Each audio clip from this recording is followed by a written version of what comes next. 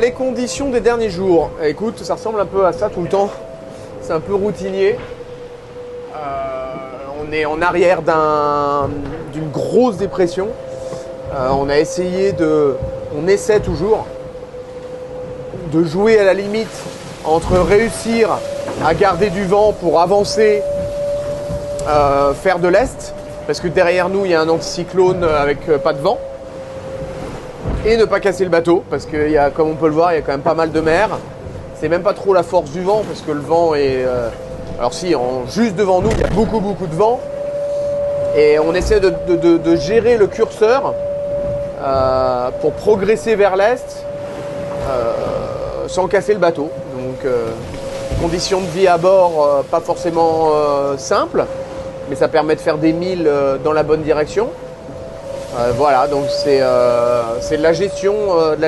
C'est vrai que c'est pas souvent qu'on a l'occasion de faire ça, cet exercice-là. Ça nous arrive des fois en avant d'un front, mais là avec nos bateaux maintenant, on a des vitesses qui nous permettent de le faire en arrière d'un front.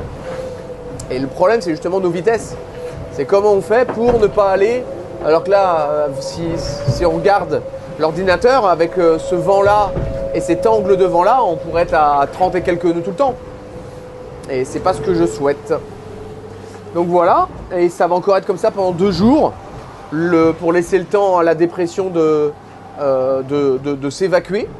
On va passer dans le nord de la dépression, et ensuite, une fois qu'on sera sorti de ça, on regarde un peu déjà, mais tant que c'est pas fini, on n'a pas de vision à plus long terme, on va dire fiable. Ça va dépendre un petit peu de justement comment on a ajusté le curseur, où est-ce qu'on sera. Et là, on regardera la suite avec plus de sérénité. Mais voilà, dans tous les cas, on a été les seuls de la flotte à pouvoir réussir à accrocher cette dépression. Les autres se sont fait manger par la zone sans vent qui est derrière nous, ce qu'on appelle un anticyclone migrateur.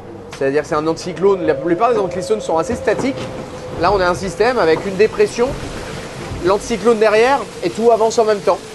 Donc si on n'est pas assez rapide, comme l'anticyclone avance, on se retrouve sans vent, il nous passe dessus, et on n'a plus qu'à attendre le nouveau vent qui est soit dans le sud, soit dans l'ouest de cet anticyclone. Donc dans les points positifs, on a réussi à accrocher cette dépression qui nous permet d'avoir accru une avance pas négligeable sur nos concurrents. Par contre, c'est un peu plus dur à vivre à bord.